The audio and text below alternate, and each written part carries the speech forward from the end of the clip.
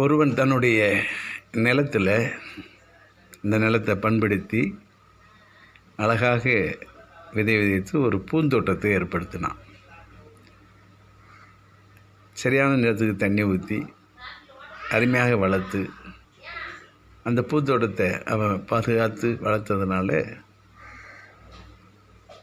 நல்ல வாசம் தரும் பூக்களை அது கொடுத்தது. அந்த இடமே மிகவும் ரம்மியமாக இருந்தது. அப்போது சாயங்கால வேளையில் நிறைய பேர் அந்த தோட்டத்தில் வருவாங்க. உள்ளே வந்து அந்த வாசனையுள்ள அந்த இடத்துல, பூக்களின் வாசனை உள்ள அந்த இடத்துல டயத்தை ஸ்பெண்ட் பண்ணுவாங்க. ரொம்ப அருமையாக இருந்தது. அந்த நிலத்துக்கு சொந்தக்காரன், தோட்டத்துக்கு சொந்தக்காரனுக்கும் ரொம்ப சந்தோஷம். தன்னோட இடத்துல அநேகர் வந்து அந்த ரம்மியமான சூழலில் இருக்கும்படியாக நம்ம இடம் இருக்குதே, நம்ம அப்படி ஒரு தோட்டத்தை ஏற்படுத்தணுமேன்னு சொல்லி அவனுக்கு மிகவும் சந்தோஷமாக இருந்தது. இப்போ ஒரு நாள் என்னாச்சுன்னா, அங்கே ஒரு நல்ல பாம்பு உள்ளே போய் அந்த செடிகளுக்கு இடையில் படுத்து கிடந்தது. உடனே அங்கே பார்த்துட்டு அதை பார்த்தவங்கெல்லாம் ஐயோ பாம்பு பாம்புன்னு சொன்னேன். இப்போ அதை அடிக்க அதை கொண்டு போட முயற்சி செய்த போது அது ஓடி உள்ள அந்த தரையில் ஒரு பொந்தில் போய் ஒளிஞ்சிக்கிச்சு. அவங்க அந்த பொந்தை கொஞ்சம் தோண்டி பார்த்தாங்க, அதை கண்டுபிடிக்க முடியல.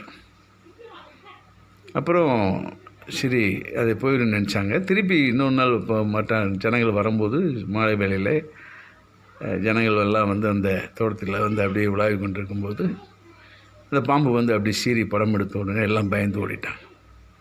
சரி, அதை கொண்டு போட நினச்சி அதை தேடின போது அது அன்றைக்கு போல் எங்கேயோ காணாமல் போயிடுச்சு, ஒழிஞ்சிக்கிச்சு. அப்போ அந்த இடத்துல பாம்பு இருக்குது உறுதியாயிடுச்சு. எனவே என்ன ஆச்சுன்னா, ஜனங்கள் வர்றதை நிப்பாட்டிட்டாங்க. தோட்டக்காரன் மட்டும் போவான், அந்த தோட்டத்து சொந்தக்காரர் மட்டும் போவார், போய் தண்ணி ஊற்றிட்டு இருந்தார். ஆனாலும் அந்த பாம்போட பயம் அவருக்கு இருந்தது. திடீர்னு ஒரு நாள் அவர் தண்ணி எல்லாத்துக்கும் செடிகளுக்கு தண்ணி பார்த்து தண்ணி ஊற்றி கொண்டு இருந்தபோது திடீர்னு அந்த பாம்பு வந்து சீறிட்டு அவர்கிட்ட வந்துருச்சு. அவர் உடனே தப்பிச்சு ஓடிட்டார்.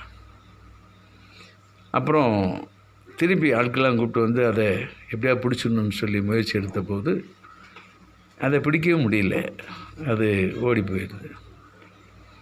அதனால் பார்த்தாரு, சரி நீ ஒன்றும் செய்ய முடியாதுன்னு சொல்லிவிட்டு ஜனங்கள் அந்த பக்கத்தில் தோட்டத்துக்கு வர்றதில்லை. அவரும் கொஞ்சமாக அந்த தோட்டத்து பக்கம் போகிறத விட்டுட்டார். அந்த தோட்டம் பராமரிப்பு இல்லாமல் போனதுனால, சின்ன இடம்தான், சின்ன தோட்டம்தான், பராமரிப்பு இல்லாததுனால அது பாலடைய ஆரம்பிச்சிருச்சு. அப்போ அந்த பாம்பு மட்டும் அங்கே வாழ ஆரம்பிச்சது. அதுபோல தான் ஒரு குடும்பம் அது அருமையாக குடும்பத்தை ஒருத்தர் பாதுகாத்து அதை நல்ல விதமாக அதை போஷித்து அந்த குடும்பத்தை நடத்தி வரும்போது அதில் தேவையற்ற ஆட்கள் உள்ளே வரும்போது அங்கே இருக்க நன்மையானது எல்லாவற்றையும் கெடுத்து, அங்கே இருக்கக்கூடிய நல்ல சூழ்நிலையை கெடுத்து, நல்ல ஒரு சந்தோஷமான நிலையை கெடுத்து, ஒரு பயத்தை உருவாக்கி, வாழ்க்கை குறித்த பயம், எதிர்காலத்தை குறித்த பயம், இப்படி பயத்தை உருவாக்கி குடும்பத்தை ஒன்றுமில்லாமல் அலங்கோலப்படுத்திடுவாங்க.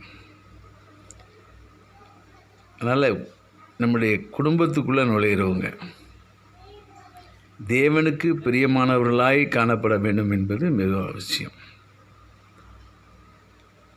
தேவனுடைய பிள்ளைகளாக இருப்பதும் மிக அவசியம். நம்ம மட்டும் தேவனுடைய பிள்ளைகளாக உண்மையுள்ளவர்களாக இருக்கிற போது அது மாத்திரம் போதாது. நம்மோடு சேருகிறவர்கள் அவர்கள் உண்மையில்லவர்களாய் தேவனுக்கு பிரியமானவர்களாய் நடந்தால் தான் அந்த இடத்துல ஒரு சமாதானமுள்ள சூழ்நிலையை நான் பார்க்க முடியும். ஆனால் இன்றைக்கி ஒரு சிலர் தேவனுடைய பிள்ளைகள் என்று சொல்லி ஒளியின் தூதனின் வேஷத்தை தரித்து தந்திரமாக குடும்பத்தில் நுழைஞ்சி பூந்தோட்டம் போல் இருக்க அந்த குடும்பத்தை நாசம் பண்ணி பிரிவினையை கொண்டு வந்து கணவனுக்கும் மனைவிக்கும் பிரச்சனை, பெற்றோர்களுக்கும் பிள்ளைகளுக்கும் பிரச்சனைகளை உருவாக்கி ஆண்டவருடைய பேரை சொல்லி ஏமாத்துகிற ஒரு கூட்டம் இப்போ பெருகிருச்சு. எனவே நம்முடைய வாழ்க்கையின் தோட்டத்தை நம்ம ஜாக்கிரதையாக வைத்து பாதுகாத்து கொள்ள வேண்டும் என்று சொன்னால், நம்ம தோட்டத்துக்குள்ளே வர்றவங்க நம்மோடு கூட நட்பு கொள்கிறவர்கள் அல்லது உறவு கொள்கிறவர்கள், அவர்கள் தேவனுக்கு உண்மையுள்ளவர்களாக, உண்மையான தேவனுடைய பிள்ளைகளாக இருக்கிறார்களா என்பதை நம்ம அறிந்து கொள்ளணும். ஆவிக்குரியன் எல்லாவற்றையும் ஆராய்ந்து அறிகிறான்.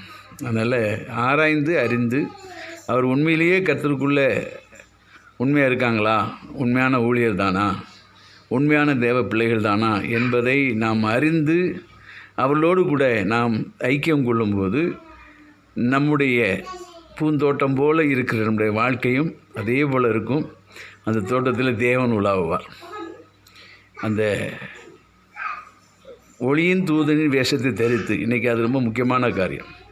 ஒளியின் தூதனுடைய வேஷத்தை தரித்து நல்லவங்க போல, ஊழியக்காரன் போல, ஒரு நல்ல சபை விசுவாசி போல், தேவனுடைய பிள்ளையை போல் வந்து குடும்பத்தில் நுழைஞ்சி குடும்பத்தை ஒன்றில்லாமல் உருக்குலைத்து போடுகிறவர்கள் இந்த கடைசி காலத்தில் எழும்பி இருக்கிறார்கள். எனவே ஜாக்கிரதையாக இருந்து நம்முடைய பூந்தோட்டம் போல் இருக்கக்கூடிய குடும்பத்தை நாம் காத்துக்கொள்வது மிகவும் அவசியமாக இருக்கிறது.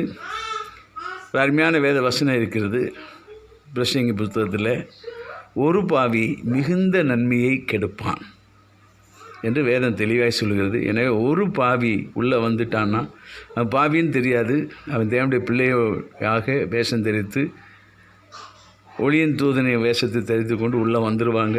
அதனால் எச்சரிக்கையாக இருந்து கடைசி நாட்களிலே நம்முடைய குடும்பத்தை நாம் பாதுகாத்து கொள்வது அவசியமாக இருக்கிறது. நம்முடைய பிள்ளைகளை பாதுகாத்து கொள்வது அவசியமாக இருக்கிறது. திருச்சபையை பாதுகாத்து கொள்வது அவசியமாக இருக்கிறது.